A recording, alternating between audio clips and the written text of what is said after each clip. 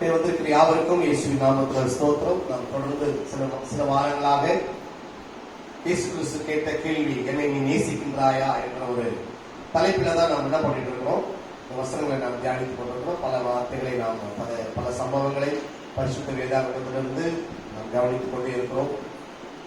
எத்தனை பேர் நீங்கள் அவர்களிடத்தில் வாஞ்சியா இருக்கிறீங்க என்பது எனக்கு தெரியவில்லை. எத்தனை பேர் அவர் அதிகமாக நீங்கள் நேசிக்கிறீர்கள் என்று எனக்கு தெரியவில்லை. ஸ்தோத்திரம். அதனால யோவான் 21 அதிகாரம் 15வது வசனத்துல பேதுருவை பார்த்து இயேசு கிறிஸ்து கேட்டார், நீர் என்னை நேசிக்கின்றாயா? அவர் சொல்றார், ஆமாண்டவரே, நான் நேசிக்கிறேன். ஆரம்ப காலகட்டத்துல ஊழியத்துக்காக பேதுரு வரும்பொழுது எல்லாவற்றையும் வலை, போட்டு, மற்ற மனைவி, பிள்ளைகள், அவருக்கு இருக்கிற ப்ராப்பர்ட்டி எல்லாவற்றையும் விட்டு இயேசுக்கு பின்னாடியே சென்று போனார். அவர் எந்த அளவுக்கு தேவனை நேசித்தார் என்பதை அந்த சம்பவத்தின் மூலியமாக நம்மளால் அறிந்து கொள்ள முடியும். ஆனால் பிரியமானவர்களே, போன வாரத்தில் நாம் பார்த்தோம், ஓசியா ராஜாவை குறித்து பார்க்கும்போது, அவர் 8 வயதுல ராஜாவான பொழுது தன்னுடைய சபையை குறித்து எவ்வளவு அக்கறையும் எவ்வளவு பாசம் உள்ளவார் அல்லது தேவன் மேல் எந்த அளவுக்கு அவர் அன்பு வைத்தார் என்பதை நம்மளால போன வாரத்தில் நம்ம பார்த்த அந்த சம்பவங்களை நம்மளால புரிந்து கொள்ள முடியும்.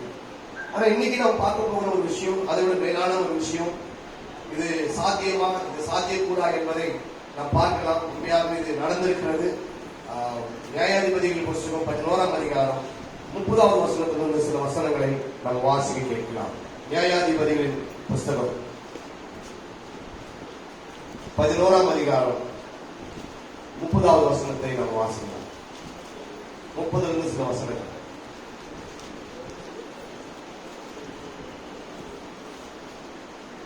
கர்த்தருடைய வாசிங்கள்.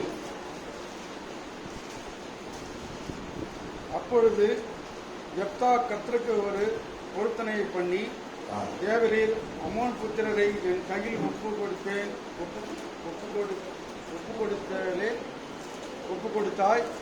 நான் அம்மோன் புத்திரத்திலிருந்து சமாதானத்தோடு திரும்பி வரும்போது என் வீட்டில் வாசற்படியிலிருந்து எனக்கு எதிர்கொண்டு வருவது எதுவோ அது கர்த்தருக்குரியதாகும்.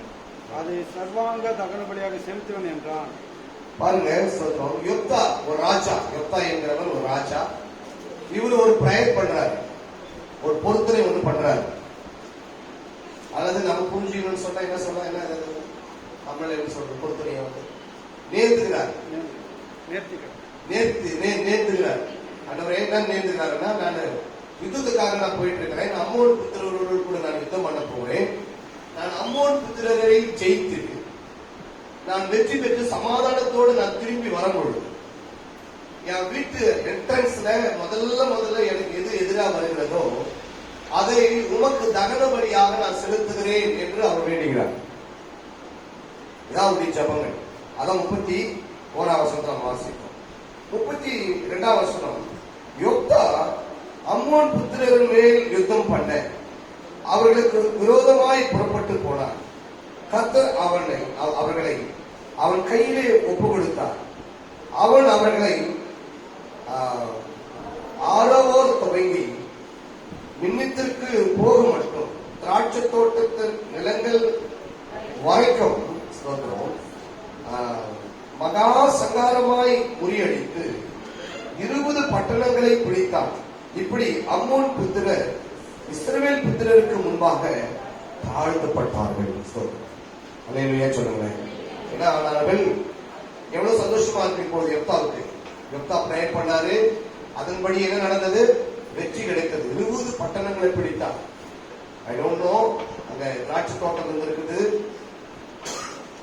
அது வரைக்கும் அந்த ராஜாக்களை துரத்தி அடித்து சத்துருக்களை முறியடித்து ஒரு பெரிய இஸ்ரவேல் தேசத்துக்கு ஒரு சேமத்தை இந்த யெப்தா ராஜா கொண்டு வந்தார். மனதில் எப்படி இருக்கும்? யெப்தாவுக்கு ரொம்ப சந்தோஷமா இருந்திருக்கும். அவன் மிகுந்த மகிழ்ச்சியோடு கூட திரும்பி வரான். பாருங்க என்ன நடக்குதுன்னு சொல்லிட்டு. அதுக்கு அடுத்தது 25ஆம் வசனம், சாரி 34ஆம் வசனம். யெப்தா மிஸ்பாவில் இருக்கிற தன் வீட்டுக்கு வரும்பொழுது இதோ அவன் குமாரத்தி தம்புரு வாசித்து நடனம் செய்து அவனுக்கு எதிர்கொண்டு வந்தார். அவள் அவனுக்கு ஒரே மகளாய் ஆனாள். அவளை அல்லாமல் அவனுக்கு குமாரனும் இல்லை, குமாரத்தியும் இல்லை. பிரியமானவர்களே, என்ன நடந்தது? ஃபர்ஸ்ட் இப்ப யார் எதிர்க்க வந்துட்டாங்க? யெப்தாவுக்கு ஓ மை காட்னஸ், குமாரத்தி தம்பூரம் வாசிச்சுட்டு ரொம்ப ரொம்ப சந்தோஷமா வராங்க அந்த அம்மா வெளியில. அந்த டைம்ல தான் யெப்தா வந்துட்டாங்க. இப்போ யெப்தா ராஜா பேர் என்ன? யெப்தா. யாரை பலி கொடுக்கணும்? ஒரே பொண்ணு. அவங்க மகளை என்ன பண்ணணும்? பலி செலுத்தணும். கடவுளுக்கு அவர் பொருத்தம் பண்ணிட்டாரு, கட்டாயமா அது என்ன பண்ணி ஆகணும்? செஞ்சு ஆகணும். அதுல இருந்து பின்வாங்கவே கூடாது. நீங்கள் கூட சில சமயங்கள ஏதோ ஒரு பொருத்தனை நீங்க பண்ணிருப்பீங்க, நான் இதை செய்யறேன், தயவு செய்து அதை சீக்கிரமான பாருங்க நீங்க செஞ்சிருங்க. அதை நீங்க நேர்த்துக்கிட்டு நீங்க செய்யாது இருந்தால் அது உங்களுக்கு பாவமாக இருக்கும். எனவே அது சப்ஜெக்ட் அல்ல. நீங்க யெப்தா எந்த அளவுக்கு தேவனை நேசித்தான் என்பதை பற்றி யோசித்து பாருங்க. இப்போ யெப்தா ராஜா நினைத்திருந்தால் எத்தனை ஆடுகளாவது எத்தனை மாடுகளாவது அதுக்கு ஈடாக என்ன பண்ணிருக்கலாம்? பலி செலுத்தி இருக்கலாம். மாறாக அவர் செய்த ஒரு காரியம் என்ன அப்படின்னு பாத்தீங்கன்னு சொன்னா, பிரியமானவர்களே, ஆண்டவருக்கு அவர் என்ன நேர்ந்துகிட்டாரோ அது அப்படியே அவர் என்ன பண்ண ஆரம்பிச்சாரு? செய்ய ஆரம்பித்தார். இப்ப என்ன நடக்குது? அடுத்ததாக 35ஆம் வசனம், அவள் அவனை கண்டவுடனே தன் வஸ்திரங்களை கிழித்துக் கொண்டு, ஐயோ என் மகளே, என்னை மிகவும் மனமடியவும் கலங்கவும் பண்ணுகிறார். கர்த்தரை நோக்கி வாயை திறந்து சொல்லிவிட்டேன், அதை நான் மறக்கக்கூடாது, மாற்றக்கூடாது என்றார். சொல்லுங்க பிரியமானவர்கள், கர்த்தருக்கு நான் ஒரு காரியம் சொல்றேன். மகளே, என்ன செய்வேன்? என் இருதயத்தை கலங்கப்பட்டினார், வேதனையோடு கூட இருக்கிறேன். தன் வஸ்திரங்களை கிழித்துக் கொண்டு, ஐயோ நான் வாயை திறந்து ஆண்டவருக்கு இதை நான் சொல்லிட்டேனே, நான் இதை செய்யாமல் இருப்பது எப்படி? எந்த அளவுக்கு அவன் யெப்தா தேவனை நேசிக்கிறான் கேட்டான். வாழ்க்கையில் யார் ஃபர்ஸ்ட்? கடவுள் சொல்ற உபதேசங்கள் ஃபர்ஸ்ட், ஆண்டவருக்கு நான் சொல்லிட்டேன். சரி, யெப்தா மனசு அந்த மாதிரி இருக்கு. அவன் யெப்தா சரி ஆண்டவருக்குள்ள இருக்கிறான். மகள் எப்படி இருக்கிறாங்க பார்க்கலாம். மகள் என்ன சொல்றாங்க? என்ன ஆண்டவரை செய்ய போறியா? தகப்பனை எப்படி பண்ண போறியா? ஆண்டவர் இப்படியா கேட்கிறாரு. சரி, மகள் என்ன சொல்றாங்க? மகளை எப்படி வளர்த்திருக்கிறாங்க? மகளுடைய மனசு எப்படி இருக்குது? கொஞ்சம் யோசனை பண்ணி நான் பார்க்கலாம். அடுத்த வருஷம் நான் பார்க்கலாம். அப்பொழுது அவள், தகப்பனே, கர்த்தரை நோக்கி உங்களுடைய வாயை திறந்து பேசினீர் அல்லவோ, அம்மோன் புத்திரர்கள் ஆகிய உம்முடைய சத்துருக்களுக்கு நீதியை சரிக்கட்டும் செய்த கர்த்தர் உமக்கு கட்டளையிட்டார். உம்முடைய வாயை திறந்து பொறுப்பட்டபடியே எனக்கு செய்யும் என்றால் தேவ நாம் மகிழ்ப்பட்டோம். தேவனை நாம் மகிழ்ப்பட்டோம். Daddy, whatever you say, please do.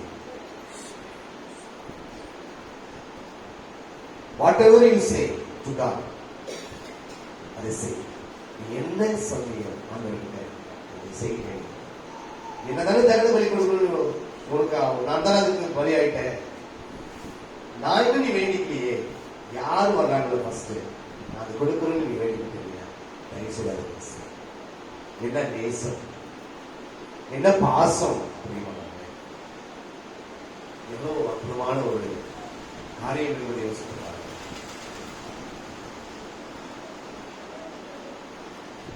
இது யாராலும் செய்ய முடியுமா? மனிதர்கள் தாங்க. யெப்தா பொண்ணு தாங்க. யெப்தாவுடைய பொண்ணு தாங்க. நம்மளை போல ஒரு பொண்ணு, என்னை போல ஒரு மனுஷன் யெப்தா. நம்மளை போல மனசு உள்ளவங்க. அவர் கடவுள் கிடையாது. அவங்க எல்லாம் நீங்க உன்னத பாட்டு புத்தகத்தை ஃபுல்லா நீங்க படிச்சிட்டீங்க அப்படின்னா, அதை ஜீர்ணிச்சிட்டீங்க அப்படின்னா உங்களுக்கு எல்லாமே லேசான காரியம். நான் படிச்சேன், உரைக்கவே முடியாது உன்னத பாட்டு. பைபிள் உன்னத பாட்டுன்னு சாலமோன் எழுதியிருக்காங்க. அற்புதமான வார்த்தை. நான் பார்க்க போறேன் சீக்கிரமா போறேன். சோ அதனால அந்த அம்மாவும் சொல்றாங்க, டேடி என்ன சொன்னீங்க அதை செய்யுங்க. ஆனா ஒண்ணு மட்டும் கேட்கிறேன், 2 மாசம் எனக்கு டைம் கொடு. என் ஃப்ரெண்ட்ஸோட கூட நான் மலையில போயிட்டு கொஞ்ச நாள் புக்கும் கொண்டாடிட்டு திரும்பி வருகிறேன். சொன்னபடியே என்ன பண்ணி அப்படிதான் நீ போமா அப்படின்னு சொல்லி அவன் அப்பா மலைகளுக்கு அனுப்புறாரு. அவங்க ஃப்ரெண்ட்ஸோடு கூட அந்த அம்மா போறாங்க. 2 மாசங்கள் அங்க எவ்வளவு ஜாலியா இருக்க முடியுமோ, எவ்வளவு அழ முடியுமோ அழுது 2 மாசத்துக்கு அப்புறம் கரெக்டா திரும்பி வராங்க. அவன் என்ன நேர்த்துக்கிட்டானோ அதை அப்படியே அவன் செய்து கொடுத்தான். என்ன பிரயர் பண்ணானோ அதை அப்படியே அவன் செய்து முடித்தான். அவன் மகளும் கூட வேண்டாங்க அப்படின்னு சொல்லுறது வசனம் சொல்லுறது. கடைசியாக 40வது வசனம் நான் நினைக்கிறேன்.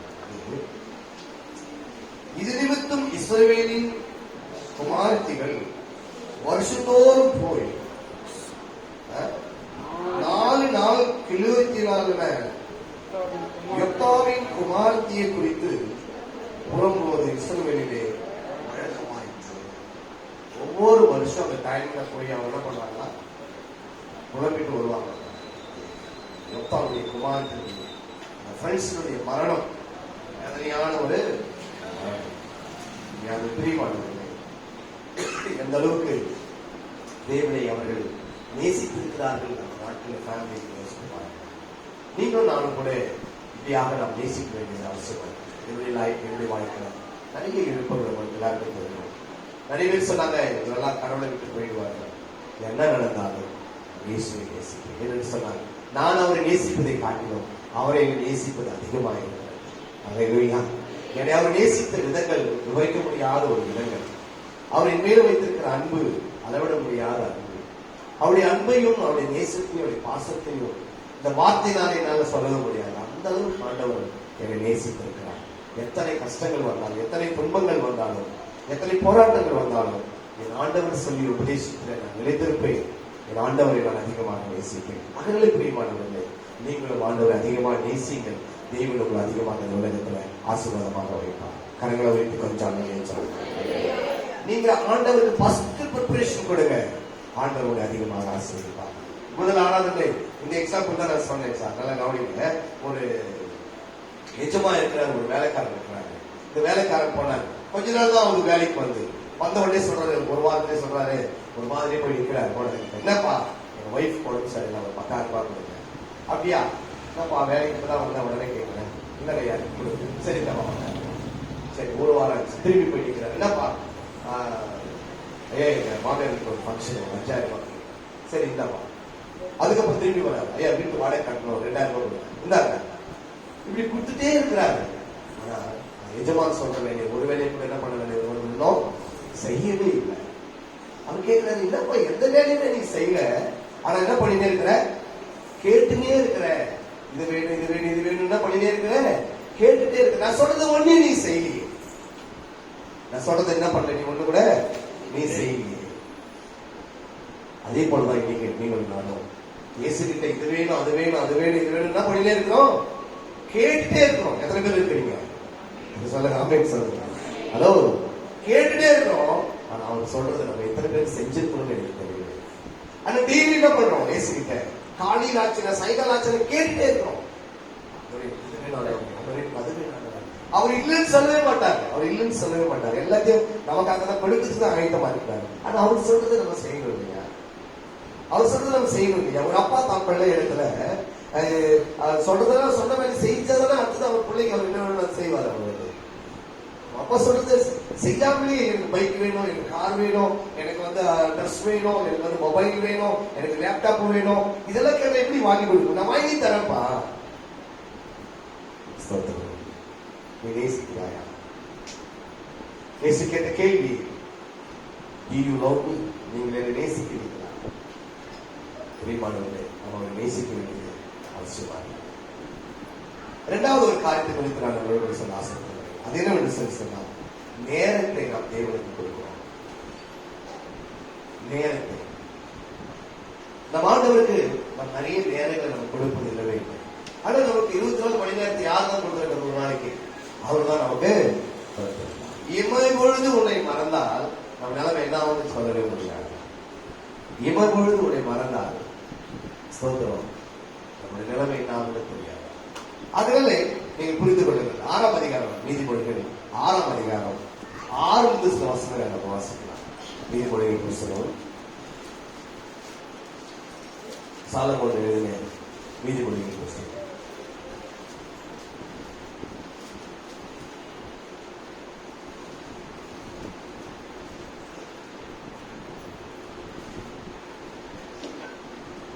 6ஆம் அதிகாரம். உங்க பைபிள் 6ஆம் வசனம், 6ஆம் அதிகாரம் 6ஆம் வசனம் இல்லையோ? நீங்கள இங்க யாரும் வந்து ஸ்கூலுக்கு போய் இது வரைக்கும் காலேஜுக்கு போய் படிக்கவே இல்லையோ? உங்க வீட்டுல யாரும் உங்களை வந்து ஸ்கூலுக்கு எல்லாம் அனுப்பவே இல்லையோ? உங்களுக்கு படிக்கவே தெரியாது. அவங்களுக்கு வந்து சோம்பேறியே, படிக்கிறதுக்கு கூட சோம்பேறி, படிக்கிறதுக்கும் வெக்கம். பைபிள் படிக்கிறதுக்கு கஷ்டம் நிறைய பேருக்கு. பைபிள் படிக்கிறது கஷ்டம். ஏன்னா டெய்லி பைபிள் படிச்சதால சர்ச்சில் வந்து பைபிள் படிக்கிறதுக்கு ஏன்னா தப்பாயிடுவேன். பைபிள் படிச்சா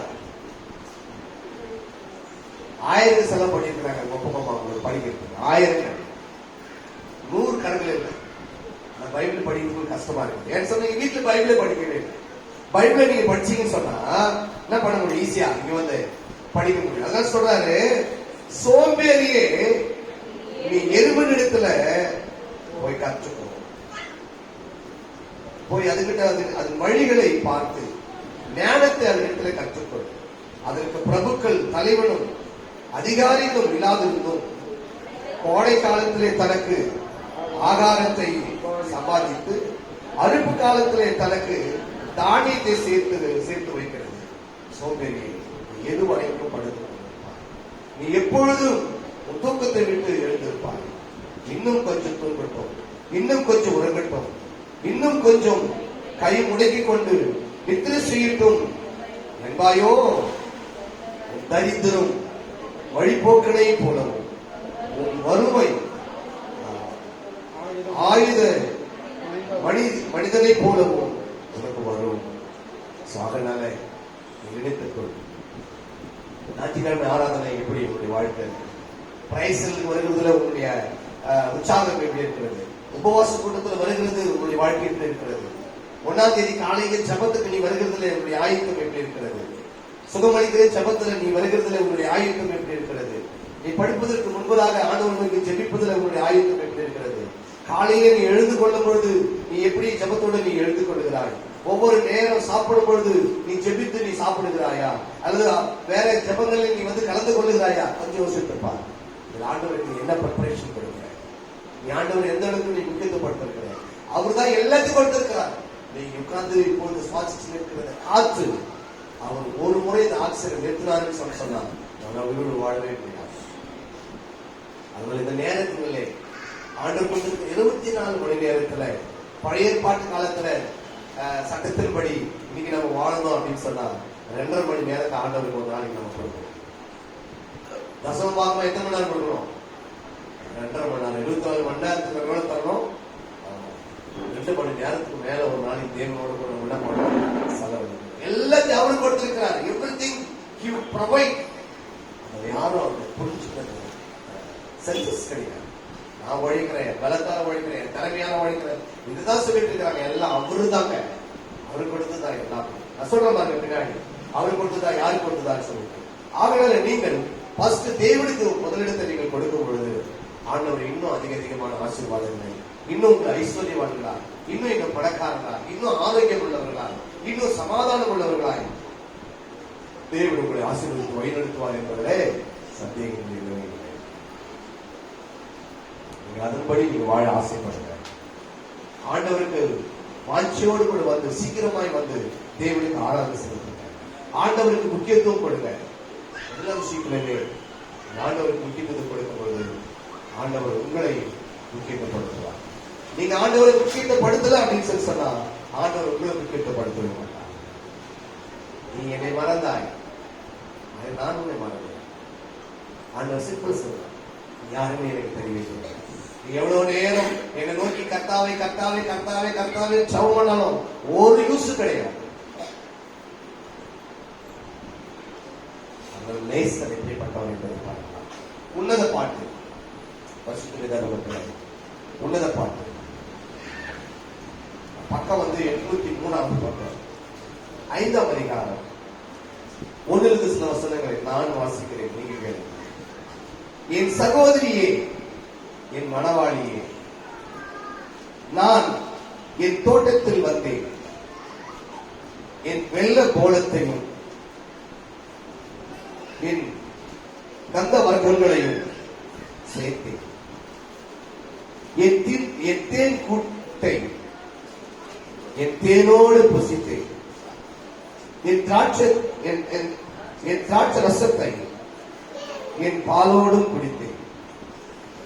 சிநேகிதரே, புசியுங்கள். பிரியமானவர்களே, குடியுங்கள். பூர்த்தியாய் குடியுங்கள். என் நேசர் சொல்லுகிறார். இந்த வசனங்களை நீங்கள் புரிந்து கொள்ளுங்கள். இந்த உலகத்துல உங்களை பார்த்து யாரும் சொல்ல முடியாத ஒரு வார்த்தைகளை நமது ஆண்டவர் ஆகிய இயேசு கிறிஸ்து சொல்லியிருக்கிறார்கள். கவனித்து பாருங்கள். என்னோடு கூட சேர்ந்து புசியுங்கள். என்ன மாதிரி ஆகாரம்? தேன், பால், வெள்ள போலங்கள். இவர்கள் உயர்ந்த விலை மதிக்க முடியாத பொருட்கள் நான் சாப்பிட்டுக் கொண்டிருக்கிறேன். அவர் சொல்லுகிறார், என் சகோதரியே, என் மணவாளியே, என்னோடு கூட வந்து என்ன பண்ணு, நீ புசி. நம்மை பார்த்து அவர் சொல்ற ஒரு வசனம். 2வது வசனம், நான் நித்திரை பண்ணினேன், என் இதயமோ வீழ்த்திருந்தது. கதவை தட்டுகிற என் நேசரின் சத்தத்தை கேட்டேன்.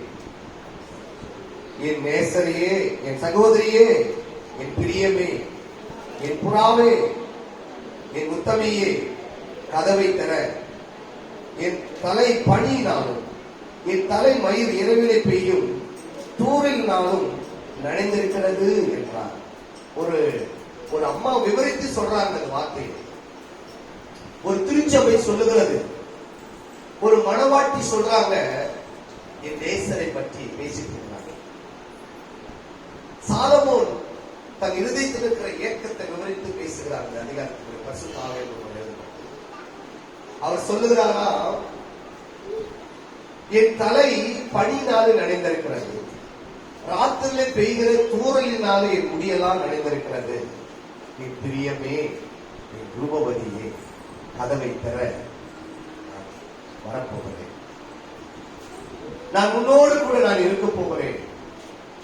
அவர் சொல்றார்.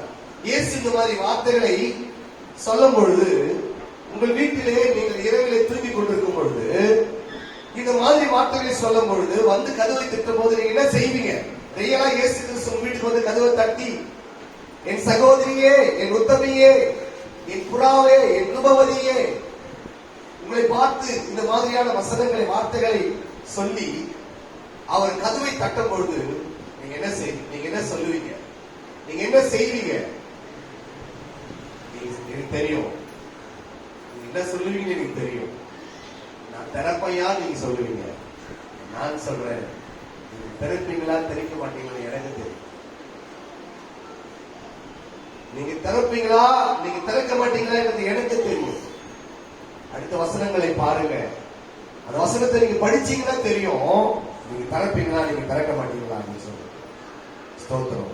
அந்த அம்மா சொல்றாங்க, இப்போ என் வஸ்திரத்தை நான் கழித்து போட்டேன்.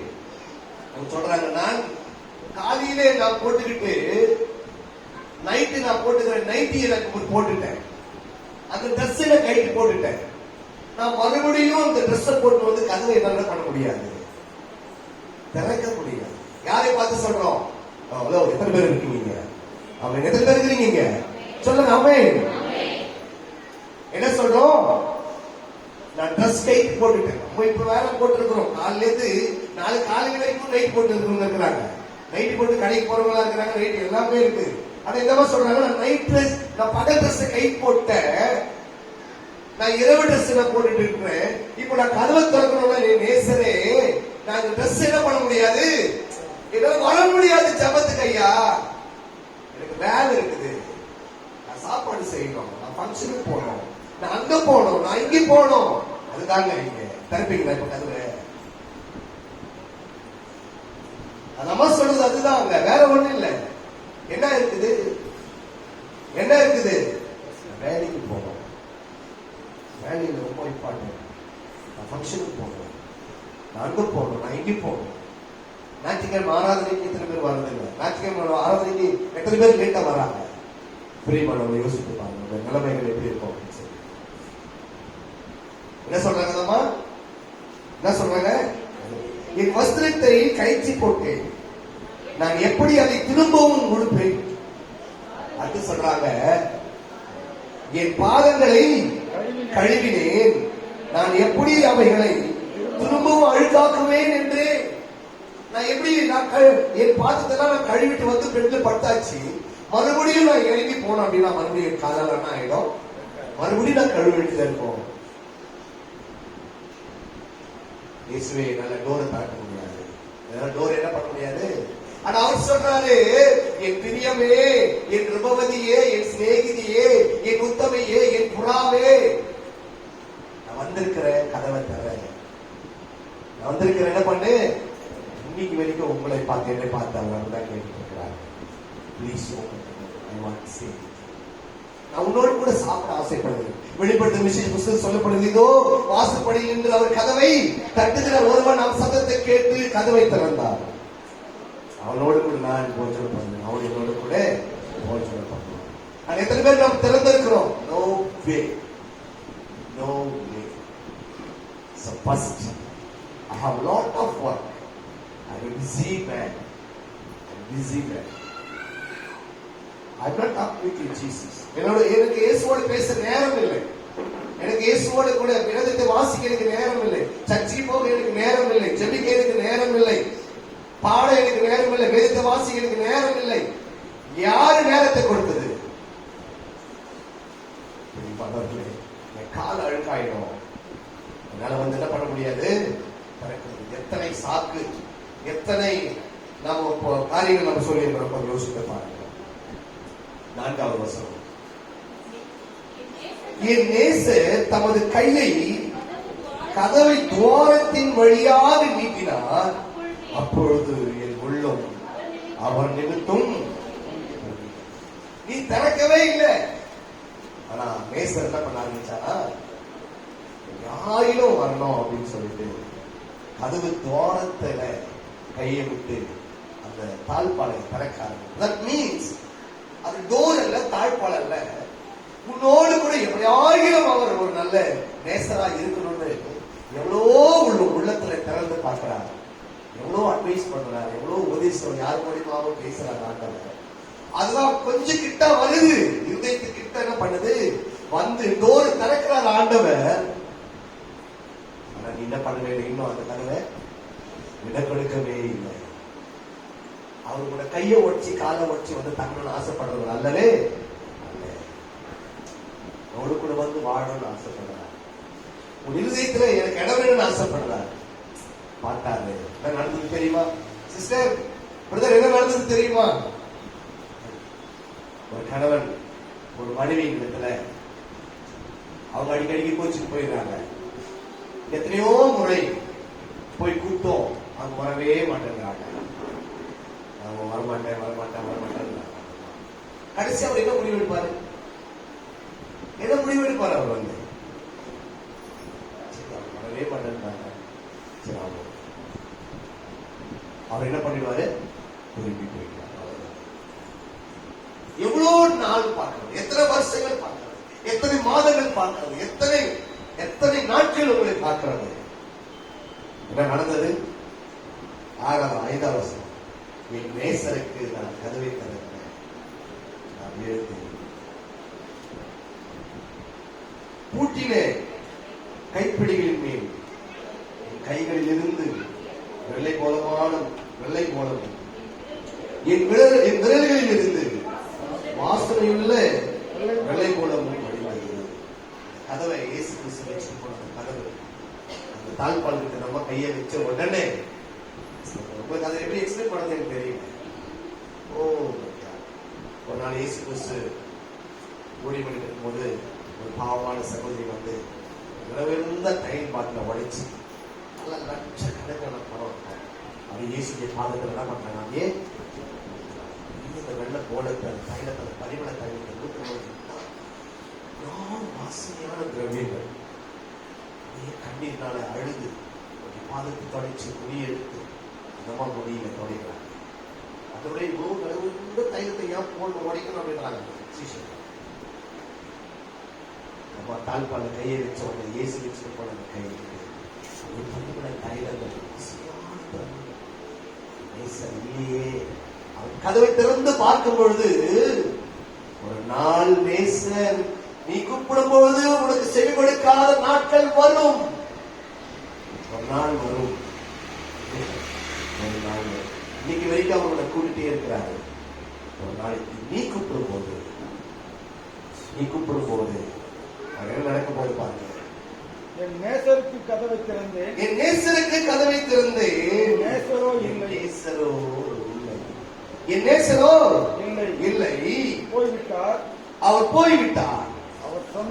அவர் சொன்ன வார்த்தையால் என் ஆத்துமா சோர்ந்து போயிற்று. அவரை தேடினேன், அவரை காணவில்லை, அவரை கூப்பிட்டேன், அவர் எனக்கு மறு உத்தரவு கொடுக்கவில்லை. நான் தேடினேன் அவரை, நான் அவரை பார்த்தேன், அவர் எனக்கு காணப்படவில்லை. நான் சத்தமிட்டு கூப்பிட்டேன், மறுபடியும் அவர் எனக்கு என்ன பண்ணவே இல்லை, செவி கொடுக்கவே இல்லை, செவி கொடுக்கவே இல்லை. அவர் போய்விட்டார். எத்தனை பேர் இருக்கீங்க சொல்லுங்க, கைகளை உயர்த்தி அல்லையே சொல்றாங்க. 7வது வசனம், நகரத்தில் திரிகிற காவலாளர்கள் என்னை கண்டு என்னை அடித்து என்னை காயப்படுத்தினார்கள். அலங்கத்தின் காவற்காரர் என் மேல் இருக்கிற என் போர்வையை எடுத்துக் கொண்டார்கள்.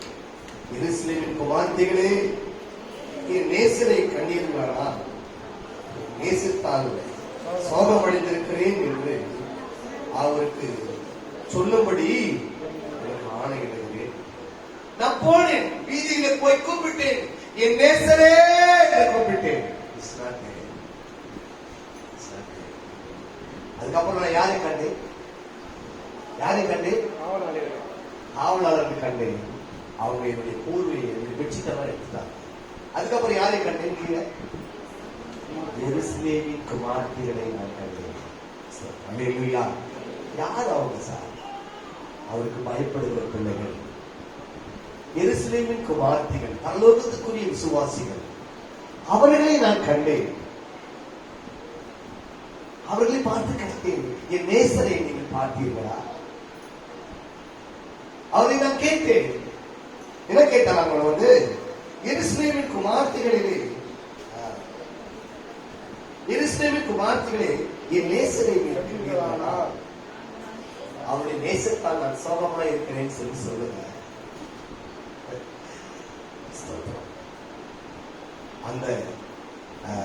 அந்த எருசலேமின் குமார்த்திகளிலே ஒருவேளை இங்க இருக்கிறவர்கள் சகோதரர்களா இருந்தாலும் சகோதரிகளா இருந்தாலும் இதில் நீங்கள் யாராயிலும் ஒருவராய் இருப்பீர்களா? உண்மையாகவே நீங்கள் ஒரு எருசலேமின் குமார்த்திகளாக நீங்க யாரெல்லாம் இருப்பீங்க அப்படின்னா, நான் கதவை திறக்காதவனாக நான் இருப்பேன் என்று சொன்னால், நான் உங்களிடத்துல என் நேசரை பார்த்தீங்கன்னு சொல்லி நான் உங்களை கேட்கும் போது, நீங்க எத்தனையோ முறை அவர் உங்களை கேட்டாரே, நீ கதவை திறக்கலையே, ஏமா இப்ப யாருமா இப்ப நீ தேடுறதுக்கு சொல்லுங்க சொல்ற. எத்தனை பேர் புரியுதுல சொல்றது? இப்ப தேடுறிய அவரே, அந்த மணவாளன் அத்தனை முறை 10 முறை உன்னை கூப்பிட்டார வாழ வச்சுக்கிறதுக்கு, நீ வரமாட்டேன்னு சொன்னீங்க. இன்னைக்கு என்கிட்ட சொல்றே, அவர் என்ன கூப்பிடும் போது சொல்லு சொல்றீங்க. அவர் யாருமா? அவரு சொல்லுவோம் சொல்ல மாட்டார். அவர் யாரு? ஹலோ, அவர் யார்? அவர் எத்தனை பேர் என்ன ஃபாலோ பண்ணிட்டு இருக்கீங்க? தேங்க்யூ, ஸ்தோத்திரம்.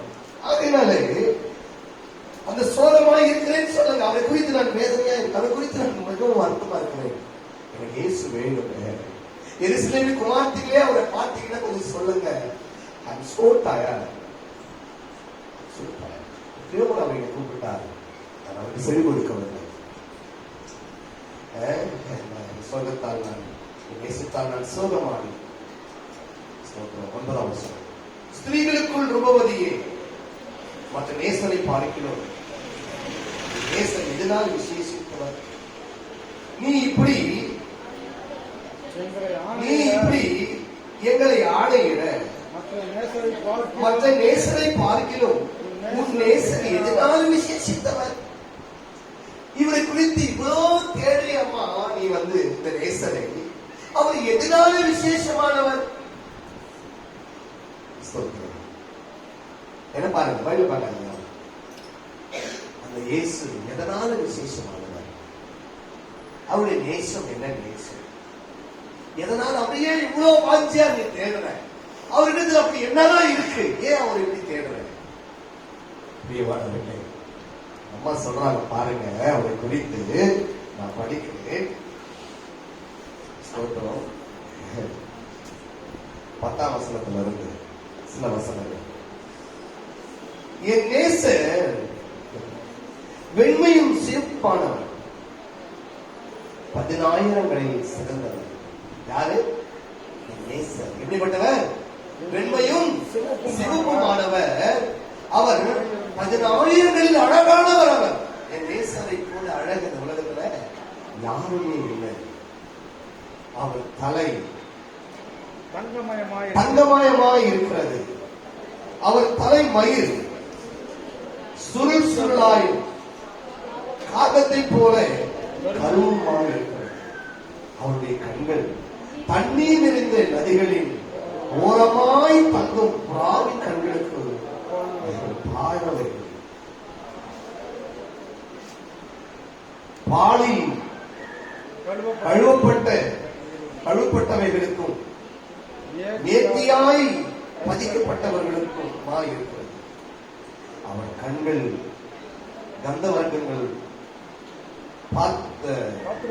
பாத்திரங்களைப் போலவும் வாசனையுள்ள புஷ்பங்களை போலவும் இருக்கிறது. அவர் உதடுகள் நீல புஷ்பங்களை போன்றது, வாசனையுள்ள வெள்ளை போலும் அதிலிருந்து வழிகிறது. அவர் கரங்கள் படிக பச்சை,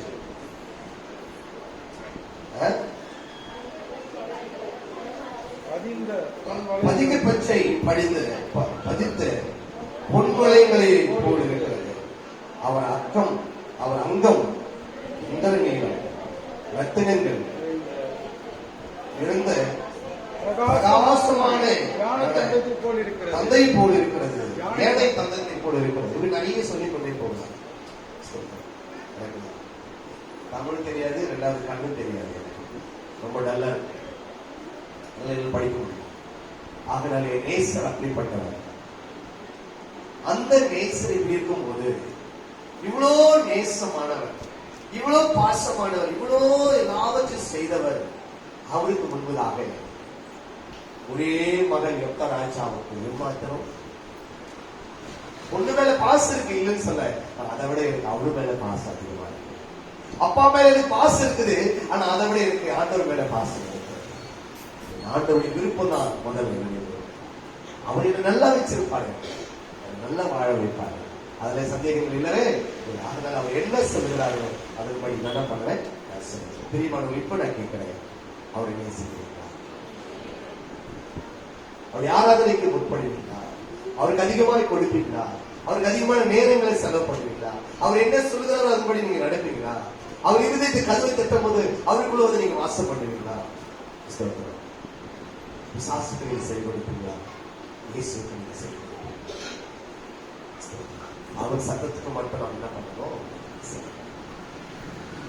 ஆதாம் ஏவாள் அவர் சட்டத்துக்கு செயல்படுத்த அவர் இஷ்டம் போல என்ன பண்ணாங்க? வாழ்ந்து வந்தாங்க. ஆக்ஷனான வாழ்க்கை நமக்கு வேண்டாம். ஆக்ஷனான வாழ்க்கை நமக்கு வேண்டாம்.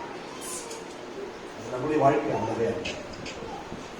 விசுவாசமா இருக்கிற, பரிசுத்தமா இருக்கிற அந்த மாதிரி வாழ்க்கை நமக்கு வேண்டவே வேண்டவே. எல்லாமே தெரிஞ்சு ஒரு கதையை சொல்லி நான் முடிக்க ஆசைப்படுறேன். ஒரு ஏரி ஓரமா ஒரு சில ஜனங்கள் துணியை துவைச்சிட்டு இருக்காங்க. அங்க ஒரு பெரிய பானை, வாய் பெருசா இருக்கிற ஒரு பெரிய பானை, அதுல தண்ணி பாதி தண்ணி இருக்கு, அதுல நீளத்தை கலந்து வச்சிருக்காங்க. துணி துவைச்சிட்டு அதுக்கப்புறம் என்ன பண்ணோம், அந்த துணிக்கு நீளம் போட்டு இருக்கு.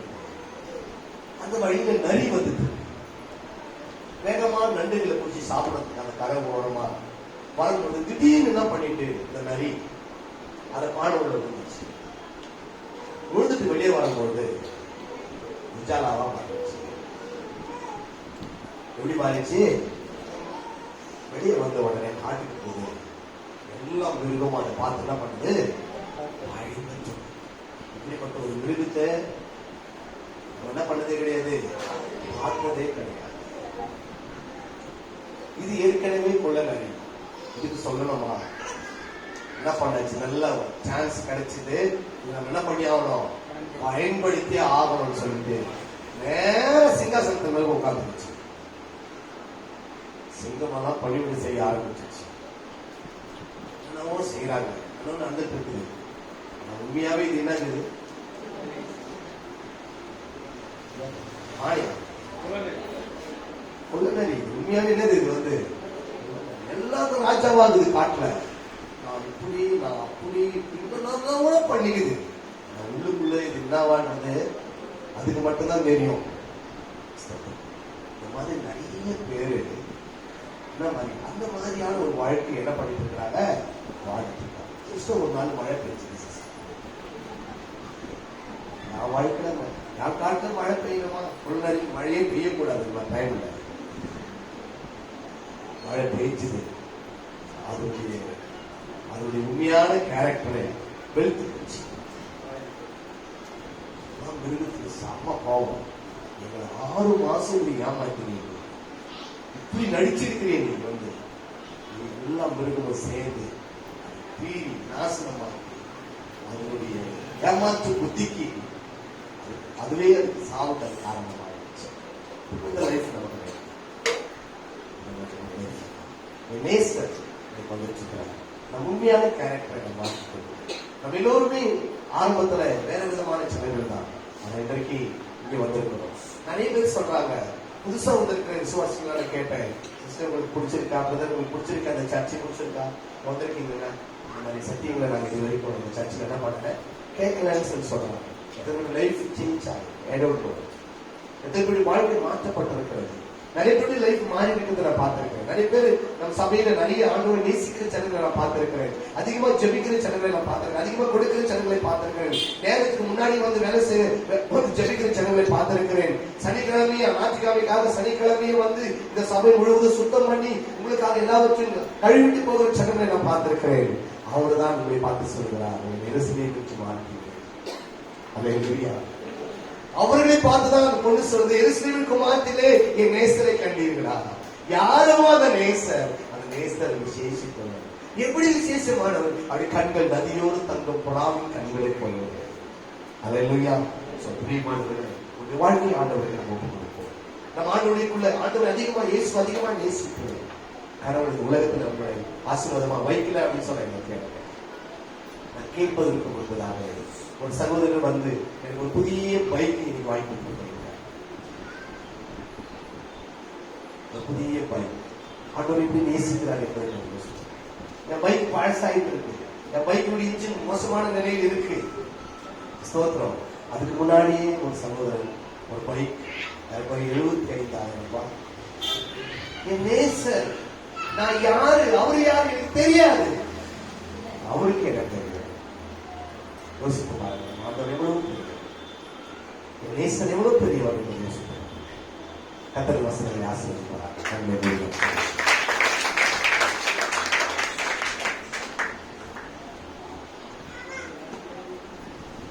அவரிடது கையில்